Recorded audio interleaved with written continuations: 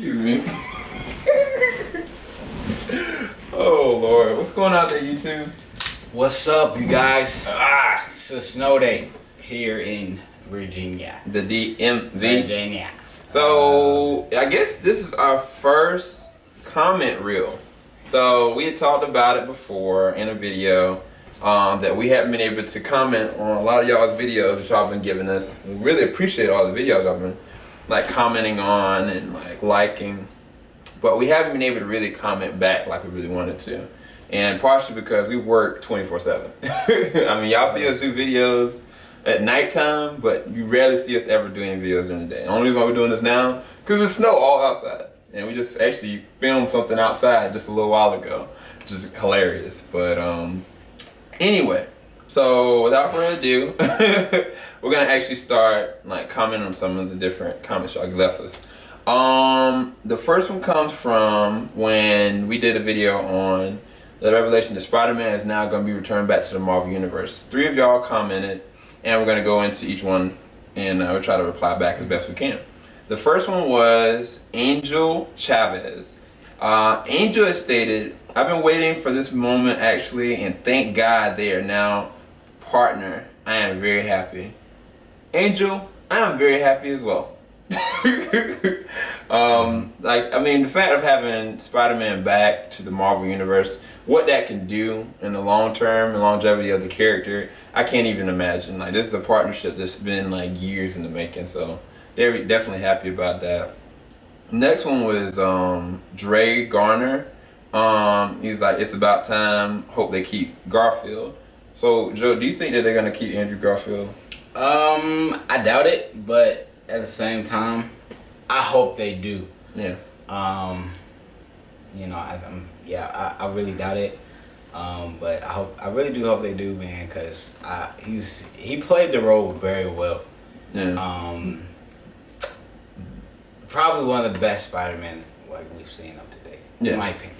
Yeah. So I agree. I think that they had stated in the comments that they are looking for a refresh, which I guess they're talking around the idea of like having a younger Spider-Man, which is fine to a degree, but if they keep on rebooting the stuff and keep on reiterating, I don't want to see another origin story. I don't want to see Uncle Ben die all over again. I don't want to see Peter go through the same old sappy crap in the high school days. I mean, there are a lot of stuff they can do with the high school stuff, but it can get old real fast. And I wanted the dude to just grow up. You know what I'm saying? Exactly. That's a good point. But I don't know. I just thought. Also, I mean, with these, you know, the last 2 Spider-Man, the villains have been pretty good, and the action has been on a really high level. So I was with that series. I was kind of like looking forward to seeing like, you know, the next step he had to face. So, and also, oh man, I want to know what happened with cause the old girl died, bruh. Emma Stone. Emma Stone's scared to die, bruh. Like Gwen Stacy. But I mean, that's comics, bruh. Yeah. That had to happen. But still. I mean, I don't think it had to be the second movie. I think they could have drawn it out a little bit longer. Emma Stone, though.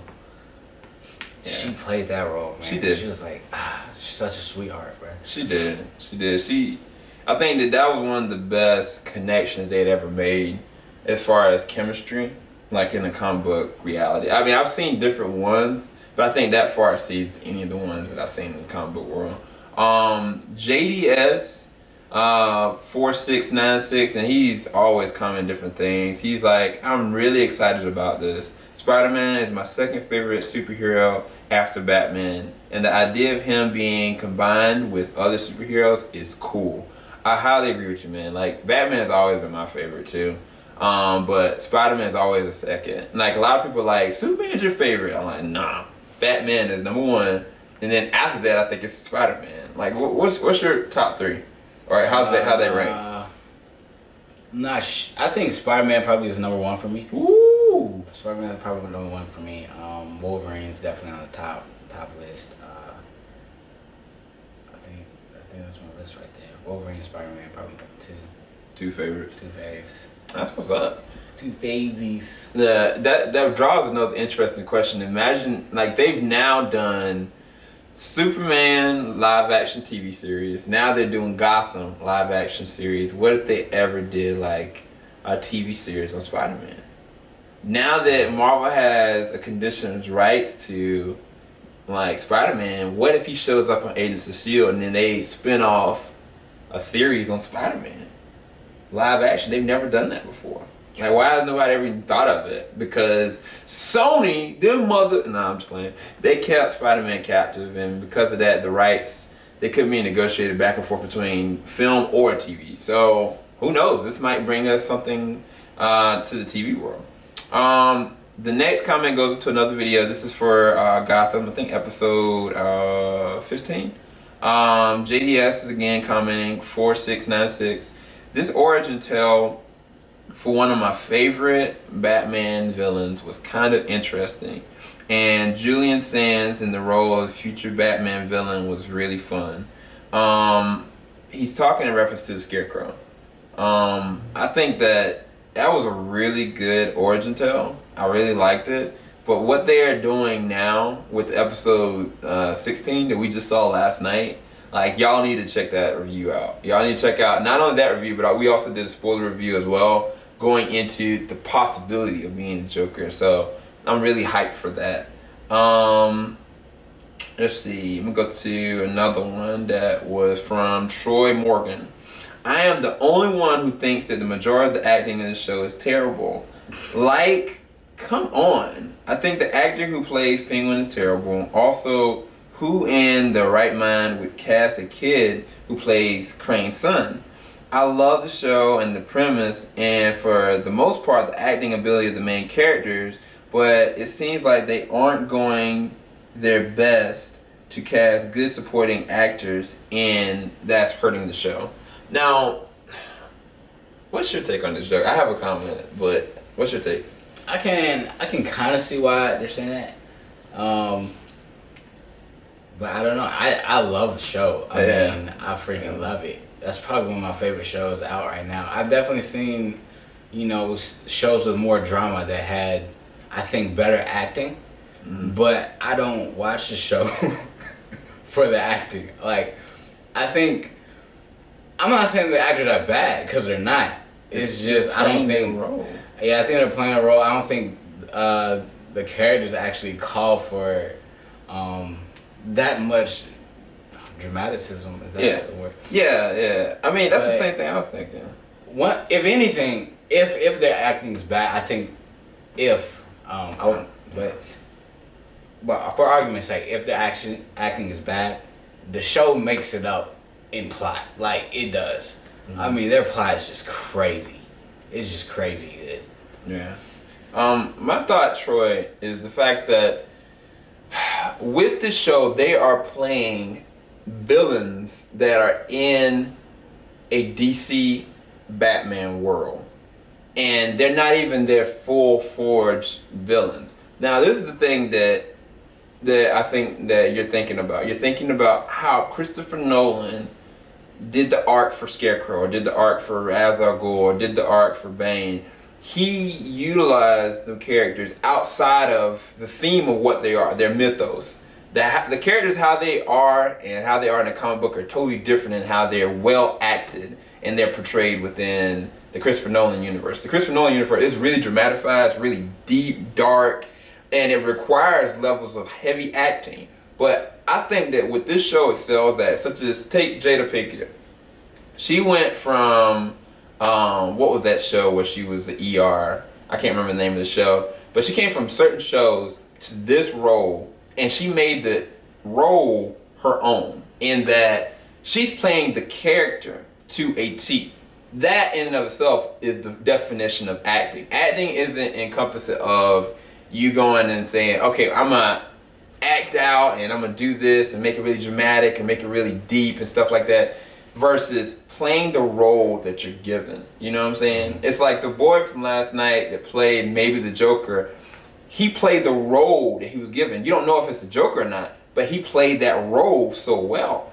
And the character that he has is a dramatic, deep, and dark character. The role of Penguin, he's always been the spineless, like, conniving, manipulative, and deadly character. And that's what this man is playing. That's what, in my opinion, Robin Taylor, he's playing the role that he was given, and he's young. He's not even yet, like, on the Empire level yet. You know what I'm saying? And Jada, I don't even know where her character is going, but I know that what they put on paper is such, like you said, it's a really good arc, so that they are able to embody these characters without any kind of creative direction, because this is the origin story.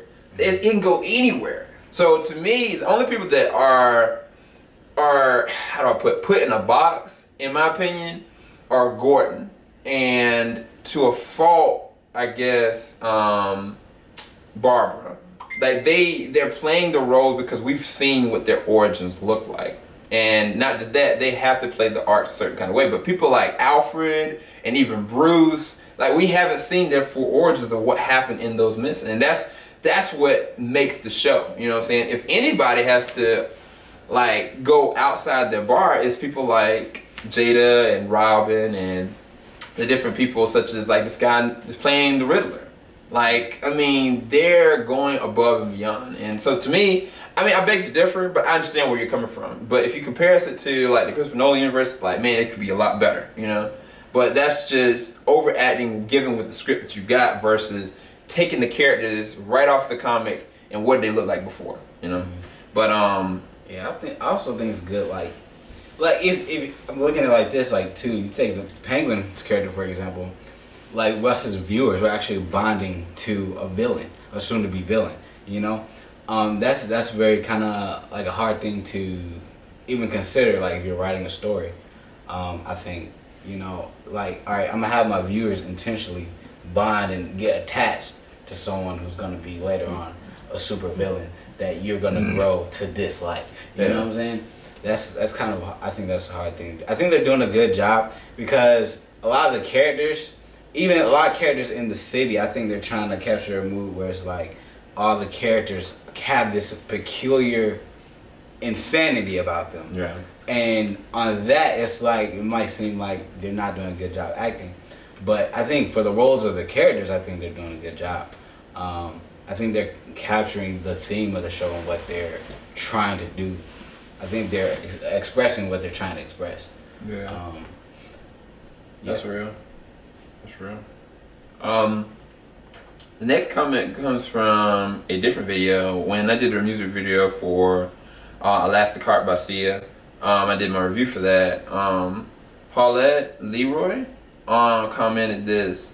This was a really great review. Thanks for your interpretation. I think it really made me think. It really made me think. And I mean, coming into the review, I mean, Joe didn't do it with me. Joe saw the aftermath of it. But when I saw the music video and then I saw the controversy behind it, I was like, I was almost feeling like I was compelled to really review it and dissect it. But I didn't just immediately go and put pen to paper. Like, I literally took most of the day going over the video over video and like what it really meant to me.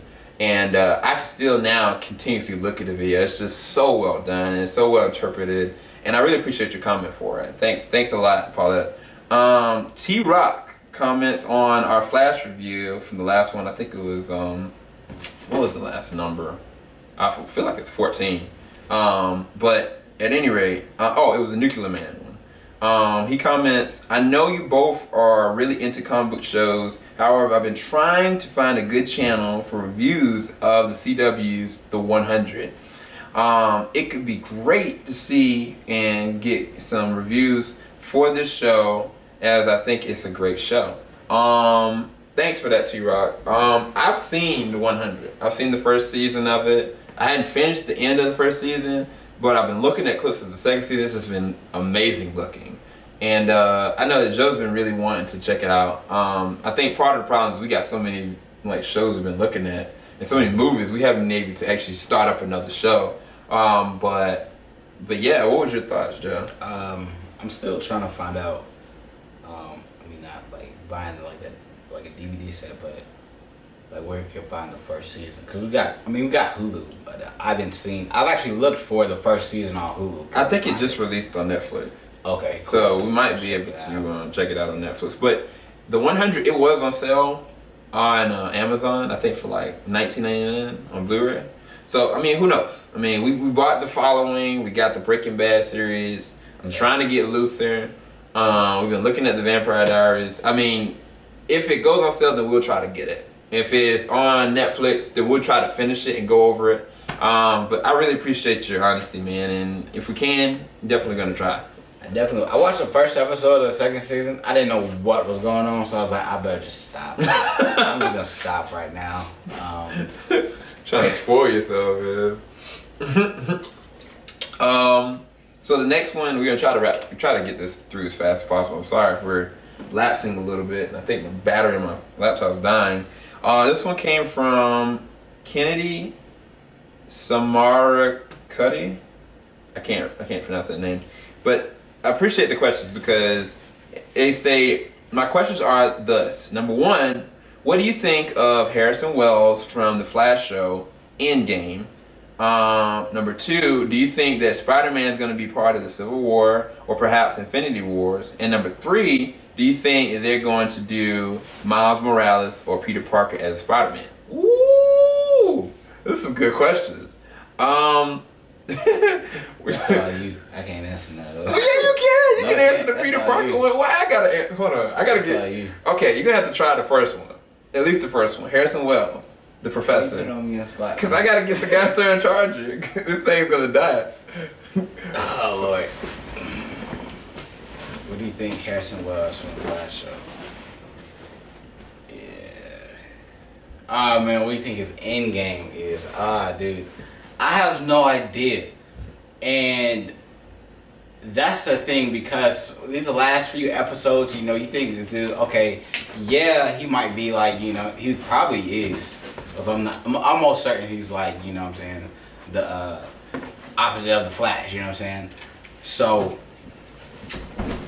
but at the same time, he still like has a heart for people in a way. And that's what's throwing me off, man. I don't know what his end game is. Like 1 minute he's very calculative and very dangerous and strategic of how he's like crippling and like plotting to hurt people. But at the same time, he's like protecting people that's close to him. So it's hard to say. I think maybe at the end of the day, he's probably protecting those people as assets to maybe reach a certain goal, and after that he probably done with them, because nobody's track record with the guy who had the you know, the Soundwaves. That's his name, Soundwave, right? Who? Soundwave, the dude with the glasses. Oh yeah. Oh, the Pied Piper. Pied Piper. Well, I said Soundwave, but anyway. R. Kelly. But that guy, you know what I'm saying, he was very close to Wells, and then, you know, after he got to the point where he was going to launch the, what is it called? The proton, what is it? When he was going to launch the machine, man, like he was just like, yo. Oh, talking about the accelerator? The accelerator. Okay. The accelerator. But when he was going to launch the accelerator, he was like, yo, like, and then dude was like, yo, you can't do it. This is wrong. People are gonna get hurt. Mm-hmm. And Wells was like, nah, I'm gonna do it anyway. Yeah. And just cut him off at that moment. Bow. So I think it'll be the same case with the Flash. You know, Kalen, Cisco. I think it'll be the same with those characters. Mm-hmm. Just by spoilers. That was exhausting. Okay, mine's gonna sound so out there, it's not gonna be funny. And this, make sure y'all record this moment. I'm just playing. Y'all have to record it. My theory is this: that Harrison Wells, I don't think that he is necessarily the reverse Flash that we know, who is Eobard Thawne. Eobard Thawne comes from the future, comes back to the present, and he goes and messes with the timeline because the Speed Force allows the speedsters to be able to go back and forth in time, but you can't use the accelerated amount of it. And at a certain point, it can be exhausted if there's more than one speedster at one time frame. So if you have the Flash of this current right now, and then you have Harrison Wells, who we know is a speedster, we just don't know who he is. We've seen him with the ring. So I mean, there's two people that have the ring. There's Reverse Flash, and then there's the Flash that we know. Now, I don't think that he is a version of the Reverse Flash that we know. Because I've seen, if you look at Flashpoint, that there is a version of the Flash that takes the costume of the Flash and reverses it around, make it look like that he's the villain, okay? Now, imagine if Harrison Wells was actually the Barry Allen of the future, come back to the present, and he had a fight with the true Reverse Flash, Eobard Thawne. Now, when there was a fight that was going on, when it was the episode of The Flash versus the yellow suit guy, Harrison Wells was fighting somebody, and he was not fighting himself. The fact that you have that Flash that was fighting Wells go up to Eddie Thawne, okay? Thawne, again, like Eobard Thawne and Eddie Thawne are related, regardless of what you think or what you believe. So he can't injure somebody that has to live throughout so he can be who he is. So if that's the case, then there are 3 different speedsters at one time. And it might be that Harrison Wells is Barry Allen of the future, but he cannot go back because he needs enough speed to be able to regenerate his suit or his speed force to get back home. Or he might have made a change that he couldn't have made or shouldn't have made, and now he has to go and regenerate something to be able to recreate another version of the Flash and make it happen all over again. I don't really know, because they've gone so many different ways with this.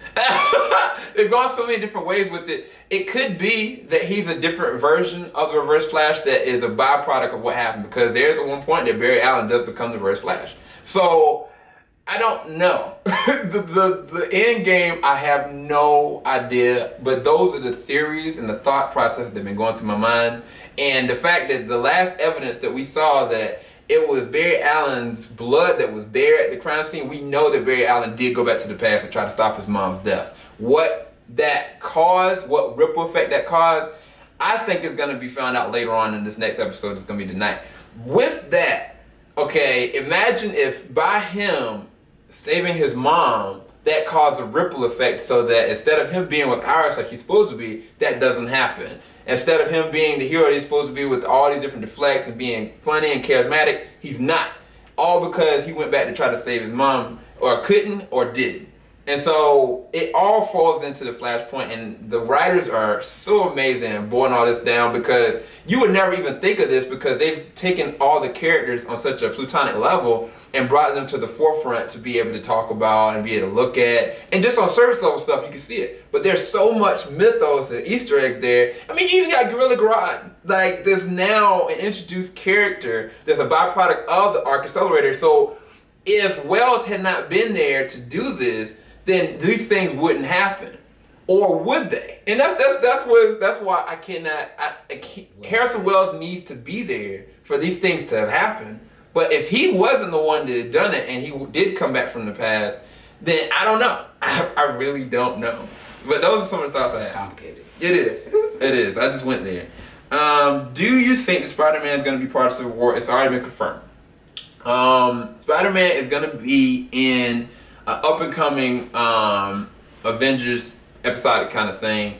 I think that he's going to make a cameo at the end of Age of Ultron. That'd be sweet. I think that he's going to be... Hold up, bruh. You can't... Can you do this? Huh? I don't think they're ready for this, bruh. What do you mean? I don't think they're ready for all this. Hold on, they asking the question. I don't think they're ready for the truth. The truth? Yeah. But it doesn't... These are just theories. These aren't like... these aren't confirmed information. It's not confirmed, but... No, you just saying that because it sounds like I'm making sense. It makes a lot of sense.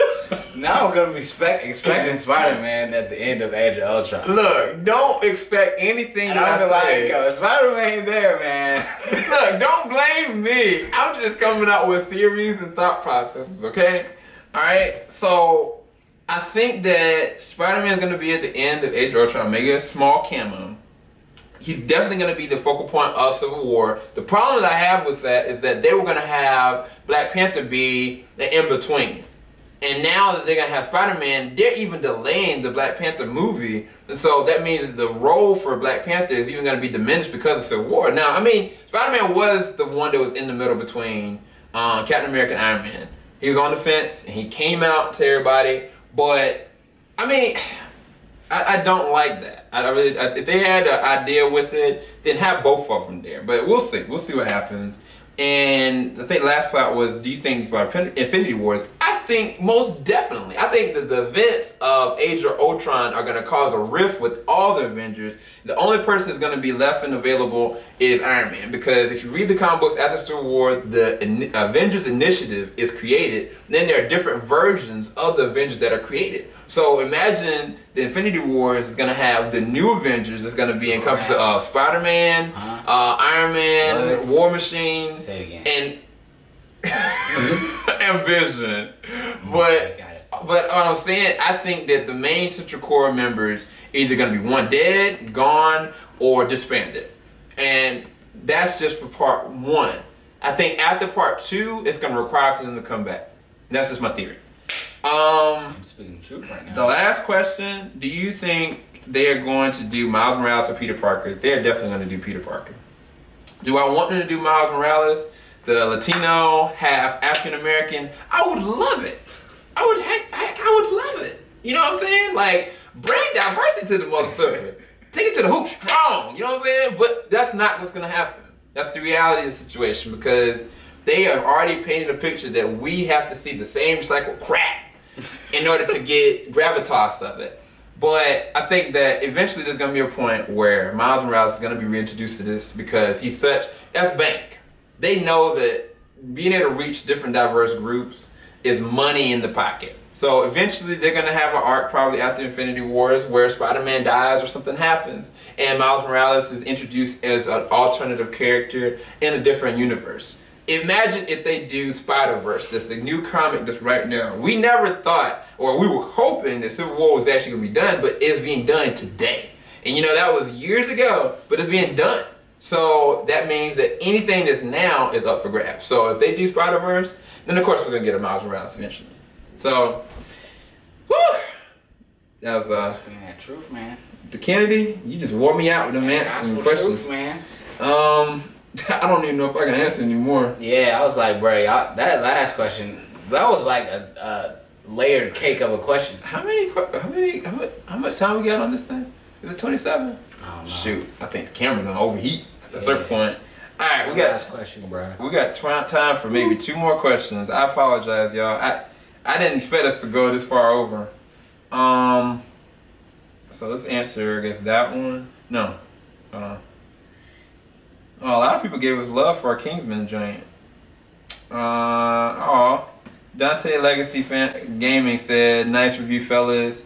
We'll go watch it on Saturday. Hope you enjoyed that, man. Blu-ray Evan was like, nice review, guys. I can't wait to see how it looks fun. And yeah, it was a really great movie, y'all. Let's see. The Snowpiercer. Oh, actually, 2 people have commented on that as of recently, and we did that a while back. Yeah, movie. Fat Kid Wagun said, way to go, brothers. I watched the movie and was like, meh. And then a month later, I became a enthralled enthusiast of this film. I do think that the train fight act scene was borrowed from the original Old Boy, but I really enjoyed it. And I mean, so who was this? Caleb Mahoney was like, this movie F me. I guess that messed your mind up, man. It messed us up too, dude. Like, that was one of the most imaginative, and oh my God. The problem that I have with this in the Academy is that they didn't recognize any science fiction films this year. They didn't recognize Interstellar. They didn't recognize Under the Skin with what's her name, Scarlett Johansson. They didn't recognize The Snowpiercer. How the heck did one of the best movies this year, Snowpiercer, not get nominated for anything? Such great acting, such great cinematography, visuals, but yet it didn't get nominated? Are you serious? I had a problem with the Academy because of that. I want to buy a home theater setup, like surround sound speakers, a 78-inch curved TV, just so I can watch Interstellar on it. Like, that movie just blew my mind on so many levels, man. Such a good movie. We got time. Fight, rage. I guess we got. What the fuck? Okay, Joe is dead. He's on. Get up. I had to resuscitate him, y'all. He was flipping out. But we got time for 2 more. Jaquay-chan stated, yes, please do another of the Joker. I would like to hear your thoughts about him. Excellent review, guys. It's on point. I appreciate that, Jaquay. We have actually already done a spoiler review for it, so definitely check out our thoughts and perspectives on the Joker.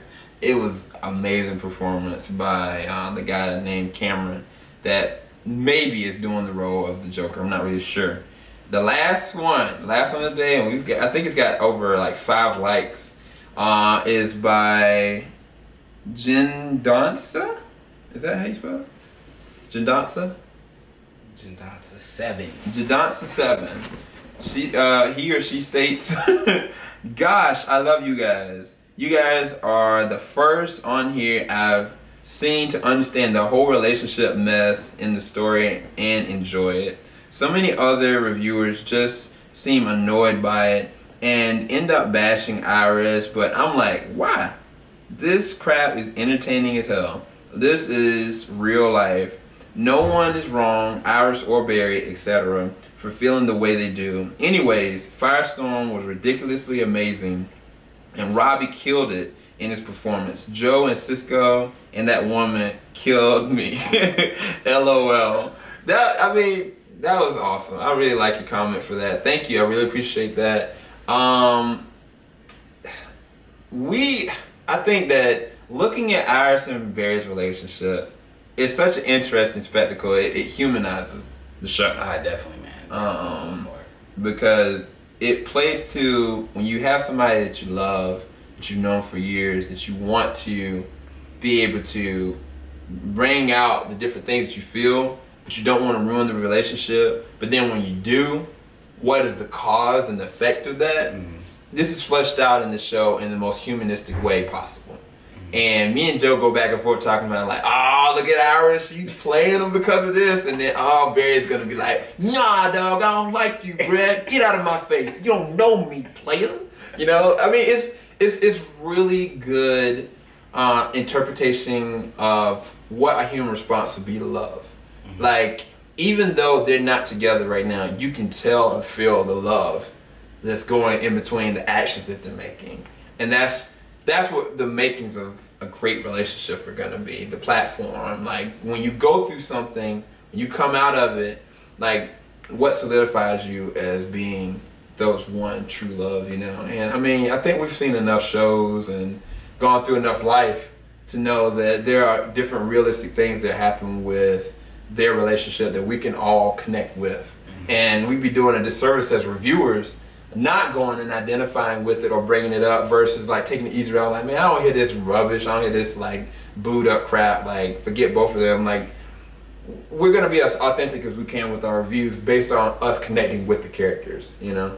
But what was your thought process on it, Joe? Oh yeah, I definitely love the aspect of the show. Cause I mean, these, you know, at the end of the day, a superhero is a person, or it should be a person. That wouldn't make them a superhero if they're not relatable to, you know, being human. What that means to be, you know, just everyday person. You know, I think that makes them less of a hero. But anyway, that aspect, you know, the relationship, the drama relationship of the show, I think it adds a good flair to the show because, I mean, it makes it very relatable, you know, because I think we all been there at one point. So, I mean, it's very, very relatable. And it's like, yo, Barry, I feel you, bro. Feel. Right, Iris, I feel you. The feels. You know what I'm saying? So, I mean, apart from, you know, Kaylin's, you know, fiance turning into another person and on fire, that I can't relate to. But but anyway, I think it adds a good dynamic to the show. Yeah. Creates relatability, and also, you know, you see the superheroes on these high platforms of like, yo, like they're affected by nothing, you know, and they're hardcore, you know, don't have time for relationships, you know, but these are heroes who are just starting out, you know, so it's actually cool to see, hey, like, you know, what was your dating life before you started, you know, saving the world, you know? That's real. That's real. I mean, it's just a really done, it's well done show. One of the things, I had another theory about the show Flash, is that the relationship with Caitlyn and her husband Robbie, I think it's fleshed out really well. But the fact is, I feel like Caitlyn is gonna start having real feelings for Barry if she's not already. And even though Robbie is her fiance, Robbie wasn't there. He was pronounced dead. And when a person just comes back from the dead, it's just like the movie Brother. Like Jake Gyllenhaal, Tobey Maguire. They thought that Tobey Maguire was dead. And his wife, Natalie Portman, fell in love with Jake Gyllenhaal. Like, because she thought he was dead. Now, her husband coming back didn't change the fact that there was, over time, feelings that were developed. And I think that Caitlyn, if she looks at herself, she knows that she has some real feelings for Barry. Now, how that's going to affect his love life with Linda or Iris later on, I don't know. But the show is just in its infancy. It's just in the first season. And the things that are supposed to happen to Caitlyn are just beyond what we're even going to think about right now. But the fact remains that the last few episodes is that they've really connected. And when they went to the bar together, like, Caitlyn not only trusts Barry, she shows affection for Barry. And she showed it time and time again with different things of being able to save his life. But that's just my theory, my thought process about it. Hopefully y'all enjoyed our comments. Our comment reel is number one. We think maybe we went over 30 minutes. I apologize for that. But continue to comment with us and continue to communicate with us. Continue to like, and thank you for all subscribers. I think now we're over at like 1,200 subscribers. I really appreciate all of y'all. And much love out there, everybody. This is SCL0220 signing out. Romans 8, holla at your boys. I use my other alias. What? What? You're not Romans 8. And why are you a Red Panther? What the flip is that? You know what? There's something wrong with him. Something wrong with his brain. Man, get up out of the camera, man.